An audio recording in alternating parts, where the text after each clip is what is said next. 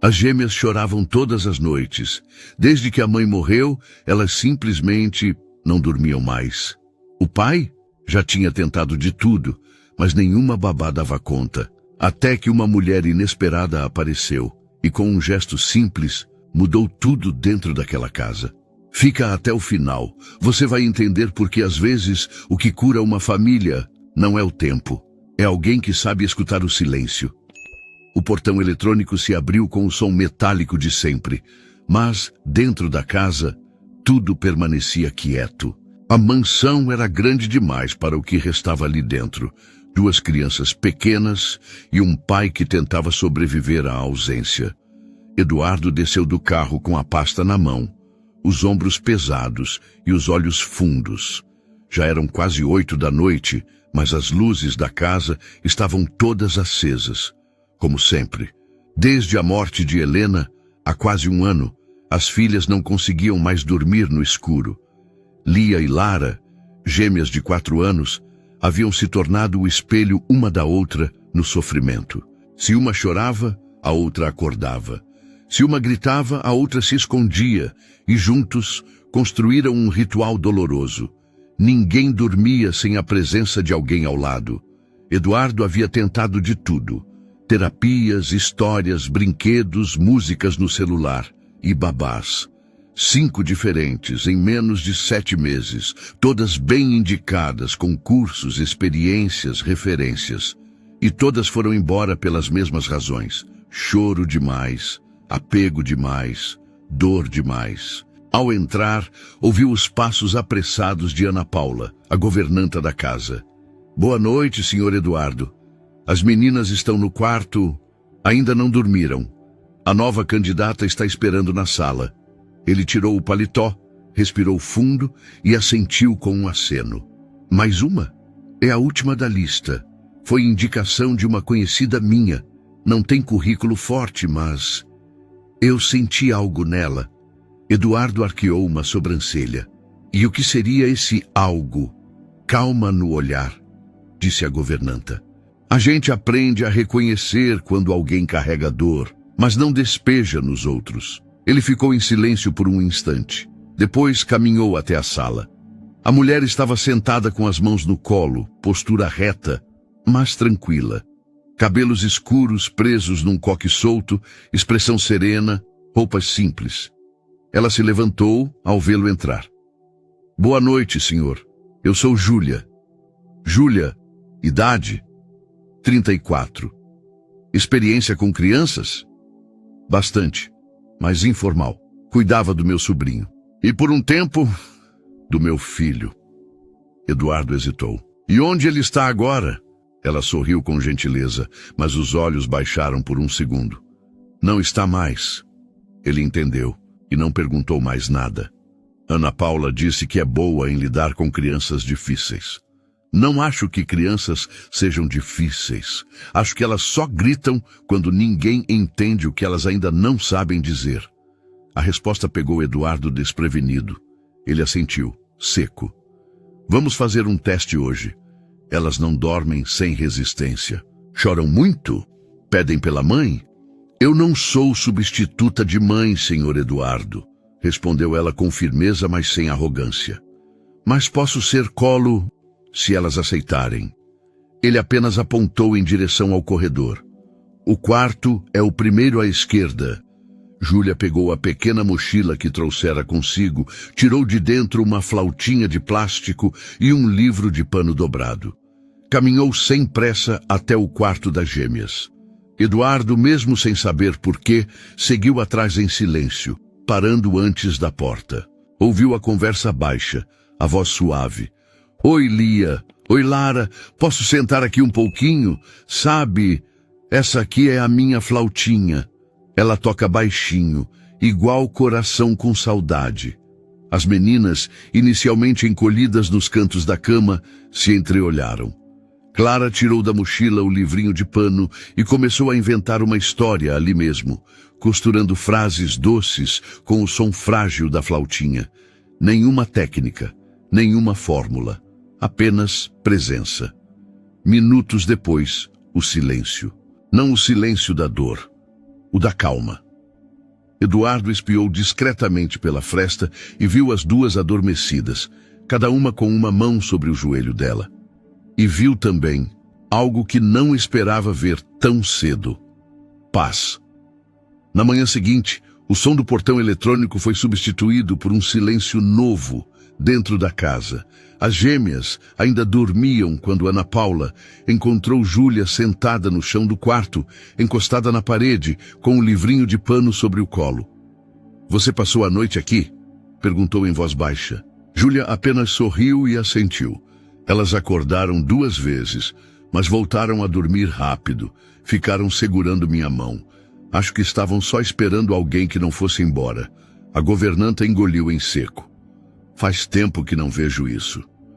Enquanto Ana Paula preparava o café, Eduardo apareceu na cozinha. Estava mais calado que o habitual. Tomou o primeiro gole do café preto e olhou pela janela. Lá fora, o dia surgia tímido entre as árvores do jardim. "Como foi a noite?" perguntou sem virar o rosto.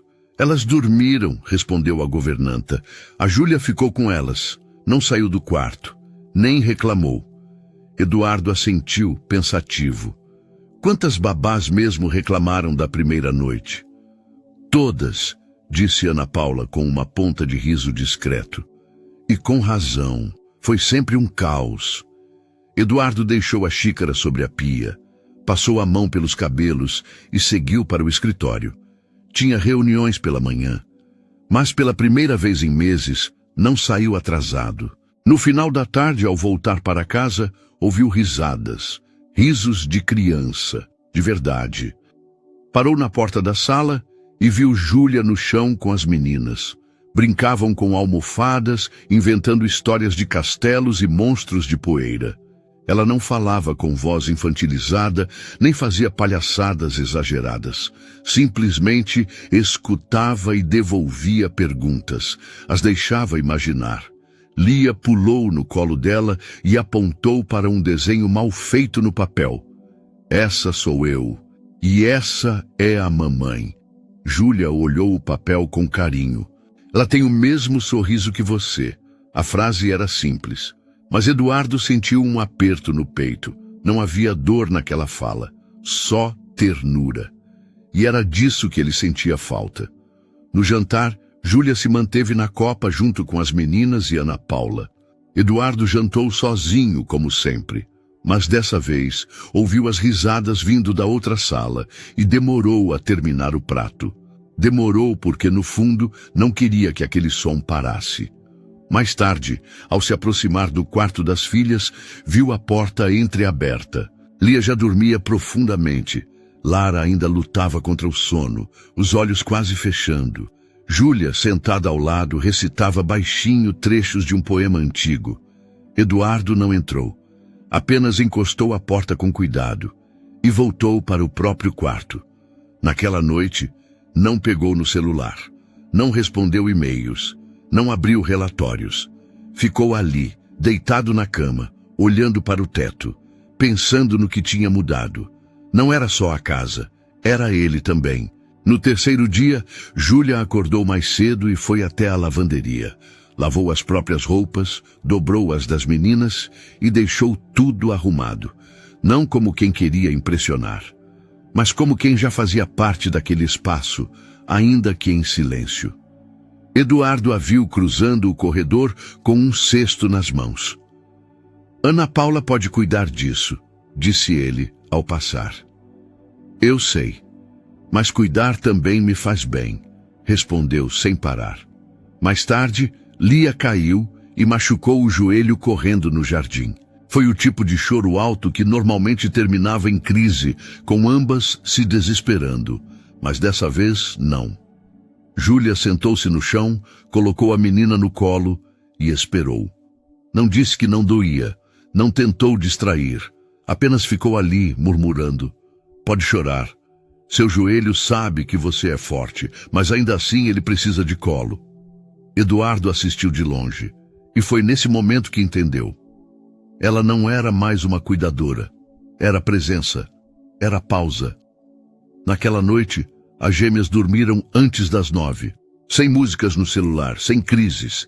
E na porta do quarto, enquanto apagava a luz de abajur, Eduardo apenas murmurou para si mesmo: o que foi que essa mulher fez?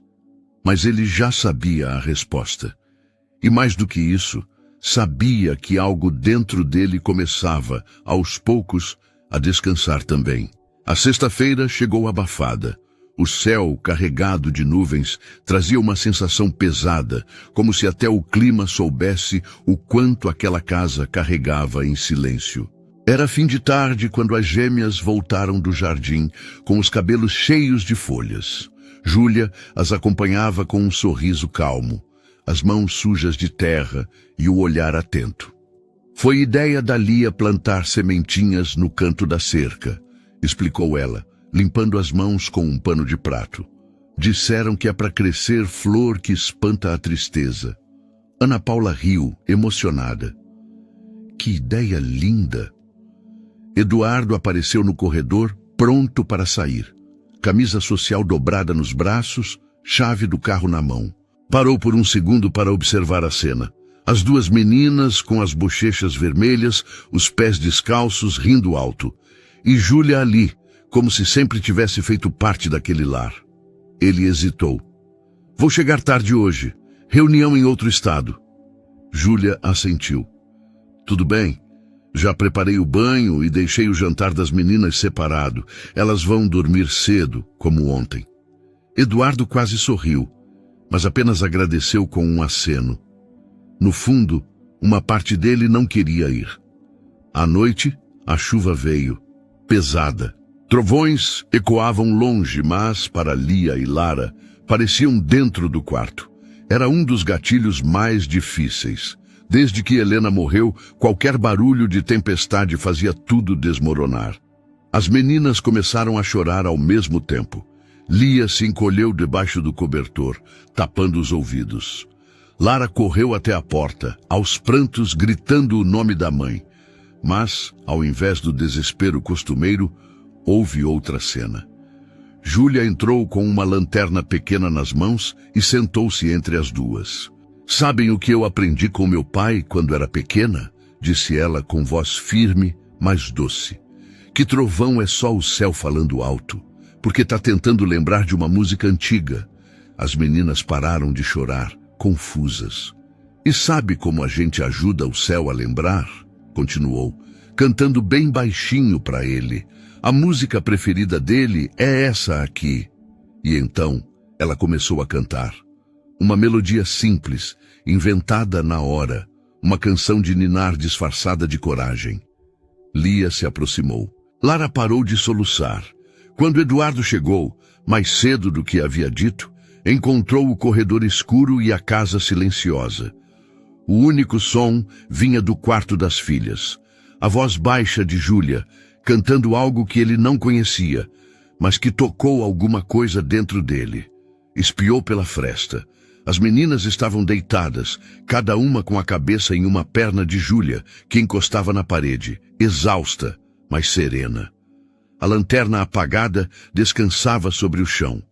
Ele ficou ali parado. Longos minutos. Pensou na própria infância, nas noites em que também teve medo do escuro, na ausência dos pais ocupados, na babá que, por um tempo, havia sido a única presença constante. Mas logo afastou os pensamentos, voltou para o próprio quarto, tirou os sapatos devagar e fez algo que não fazia há quase um ano. Chorou.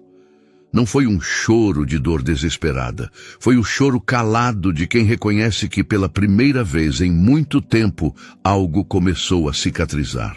Na manhã seguinte, antes mesmo do sol nascer, Eduardo cruzou o corredor e encontrou Júlia na cozinha. Ela preparava café para ela mesma. Usava a mesma blusa da noite anterior e estava com o rosto cansado, mas tranquilo. Eu vi o que aconteceu ontem, disse ele, aproximando-se devagar. Elas dormiram a noite inteira. Júlia assentiu. A tempestade assustou, mas acho que elas só queriam alguém que ficasse mesmo com medo junto, sem prometer que tudo ia passar, só ficando. Eduardo encostou-se na bancada. A maioria das pessoas tenta ensinar que a dor vai embora. Você deixa ela sentar ao lado. A dor só vai embora quando a gente para de correr dela, respondeu ela, olhando pela janela. Eu aprendi isso tarde demais. Ele não perguntou o que aquilo significava. Não era hora, mas sentiu vontade de ouvir mais. Júlia, disse, depois de um longo silêncio. Se quiser, pode continuar aqui. As meninas dormem melhor com você. E eu também. Ela sorriu, sem vaidade. Eu só fico, se puder continuar sendo como tenho sido, sem prometer finais felizes, só presença. É exatamente disso que a gente precisa, respondeu ele com sinceridade. No jardim, a luz da manhã começava a iluminar as primeiras folhas. E, onde ontem havia só terra, Lia havia mesmo plantado sementinhas. Eduardo não sabia se iriam crescer. Mas pela primeira vez em muito tempo, quis esperar para ver. A rotina começou a mudar devagar, sem alarde, sem grandes conversas, apenas nos gestos. Pela primeira vez em meses, Lia e Lara passaram a acordar mais tarde, sem pesadelos, sem correr para a cama do pai no meio da noite. E foi Júlia quem percebeu primeiro os sinais da mudança. Um desenho novo deixado na porta do quarto. Um bilhete com letras tortas escrito por Lara. Pra tia Ju ficar para sempre. Eduardo leu aquilo antes de sair para o trabalho. Dobrou o papel devagar. Guardou na carteira. Não disse nada. Naquele dia, chegou mais cedo.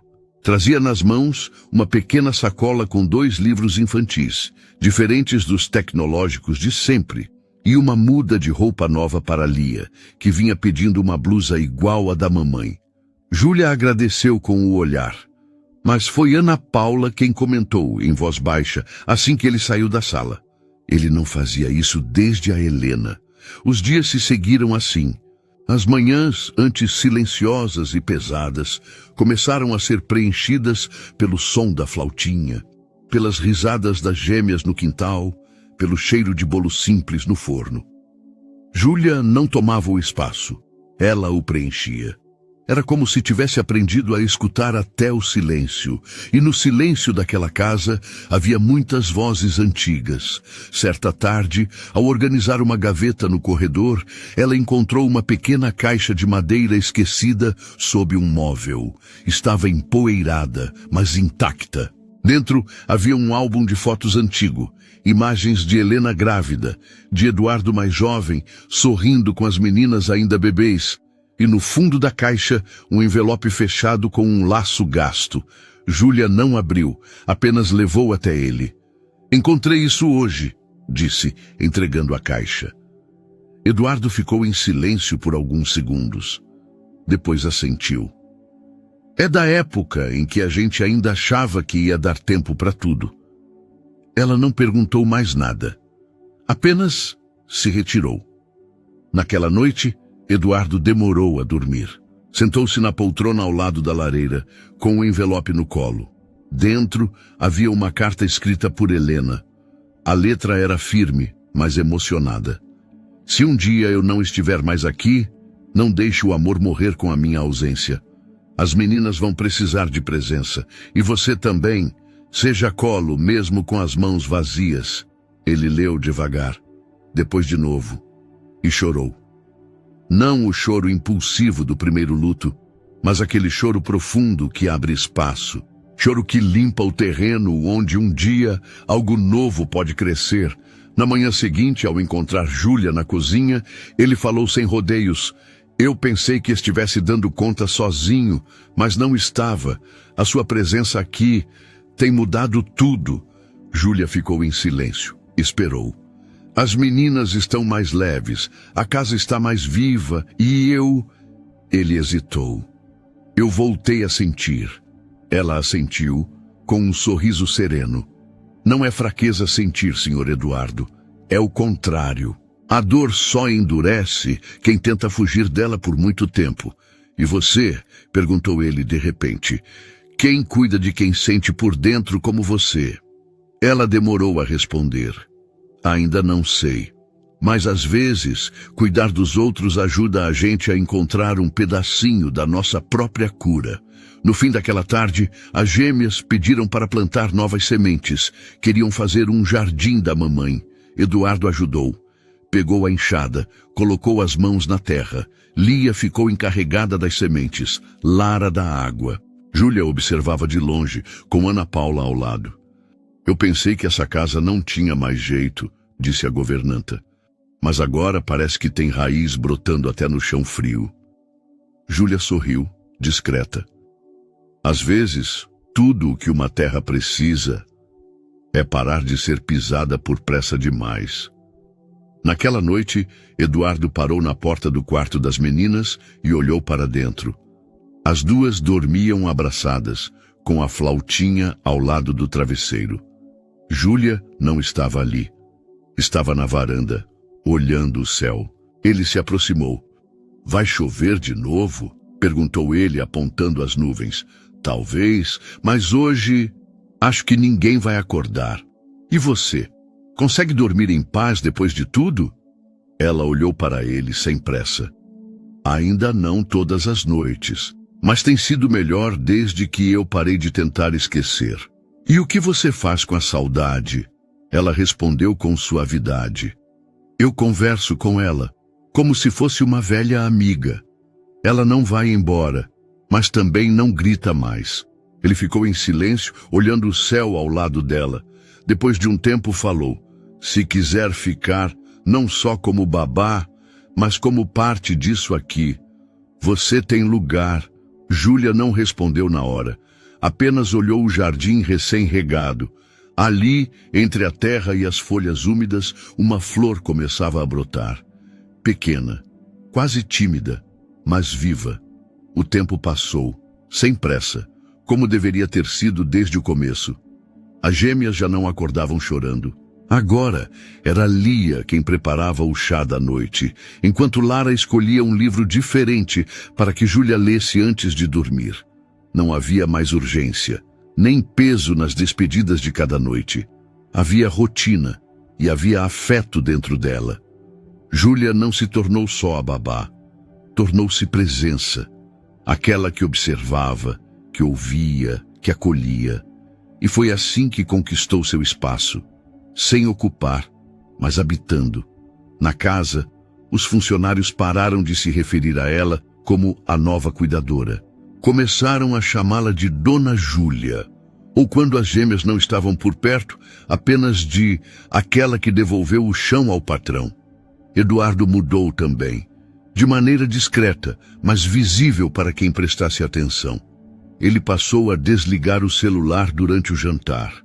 Começou a caminhar com as filhas no jardim, mesmo nos dias nublados. E, em uma tarde de sábado, apareceu com 3 balões amarrados no pulso.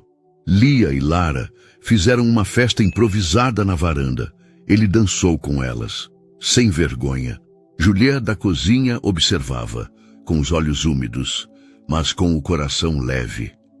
Certo dia, enquanto Eduardo organizava alguns papéis antigos no escritório, encontrou uma pasta com anotações da época em que Helena ainda estava grávida. Entre os documentos, havia uma lista de nomes possíveis para as filhas: Lia, Lara, Luna, Lúcia. E no topo da folha, com uma anotação em caneta vermelha: se um dia algo me acontecer, lembre que o amor não é substituível, mas é possível de ser reinventado. Ele leu aquilo devagar, depois saiu em silêncio e caminhou até o jardim. Júlia estava sentada, lendo um livro infantil com Lara no colo e Lia ao lado. Esse nome, Júlia, foi você quem escolheu? Ela olhou surpresa, sorriu. Foi. Na verdade, minha mãe quem escolheu. Ela dizia que Júlia era nome de gente forte.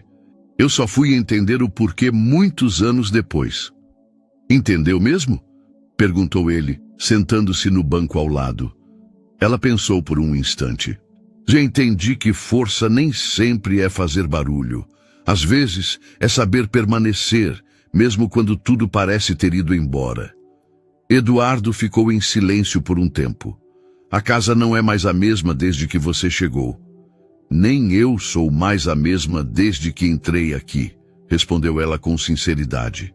Ele a olhou com gratidão, mas também com cuidado. Não havia segundas intenções ali. Havia apenas reconhecimento, gratidão por aquilo que não se explica. Aquela presença que não compete, que apenas cura. Meses depois, Eduardo recebeu um convite para dar uma pequena palestra em um evento beneficente sobre paternidade solo.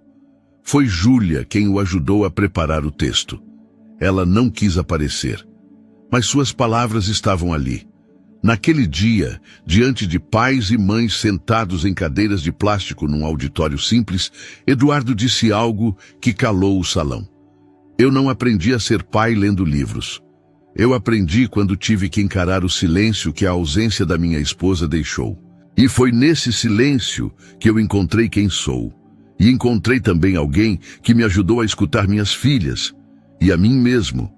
Às vezes, continuou ele, a presença certa chega sem fazer barulho e muda tudo, sem mudar ninguém, apenas devolvendo o que a dor havia escondido. Na volta para casa, Júlia preparou um chá de camomila. As gêmeas já dormiam. Eduardo estava sentado na poltrona da sala, com o bilhete antigo da Helena nas mãos. Eu acho que ela estaria feliz, disse ele. Eu também acho, respondeu Júlia. E não foi preciso dizer mais nada. No dia seguinte, uma cena chamou a atenção de todos os funcionários. Eduardo estava ensinando Lia e Lara a fazer pão. Era bagunça, farinha, risadas e gritos. E no meio da confusão, Júlia surgiu com um avental, mas não para arrumar, para participar. Você sabe fazer pão? Perguntou Eduardo. Sei, mas o seu está ótimo, respondeu ela com humor. Lara apontou para o pão mal formado e disse, parece uma nuvem torta. Lia gritou, é um coração. Eduardo sorriu, então é um coração, porque aqui tudo que é feito com carinho vira casa. Certa noite, depois de uma longa leitura antes de dormir, Lia perguntou, Tia Ju, você vai morar com a gente para sempre? Júlia ficou surpresa com a pergunta, mas respondeu com doçura. Eu vou ficar enquanto fizer sentido para todo mundo. Mas mesmo quando eu não estiver, vocês sempre vão estar aqui, disse, apontando para o peito. Lia encostou a cabeça no ombro dela. Lara já dormia. Eduardo, parado na porta do quarto, ouviu tudo e entendeu que, às vezes, as pessoas certas não chegam para ocupar lugar de ninguém. Elas chegam para devolver o que foi perdido. Nem toda ferida precisa de cura imediata.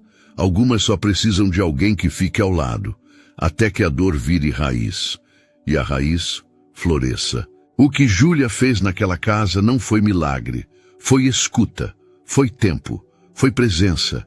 Ela não apagou a dor, ela a acompanhou, com paciência, com ternura, com o tipo de força que não grita, mas permanece.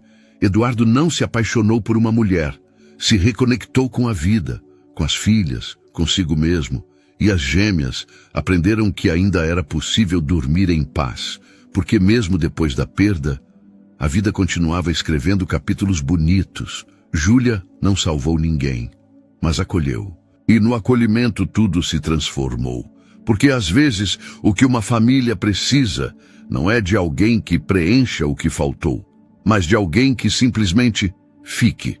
Se essa história te emocionou, deixa seu like, compartilha com alguém que precisa ouvir isso e comenta aqui de onde você está assistindo e o que achou da história. Se inscreve no canal para continuar ouvindo histórias que emocionam, inspiram e fazem a gente olhar a vida com outros olhos. Até a próxima.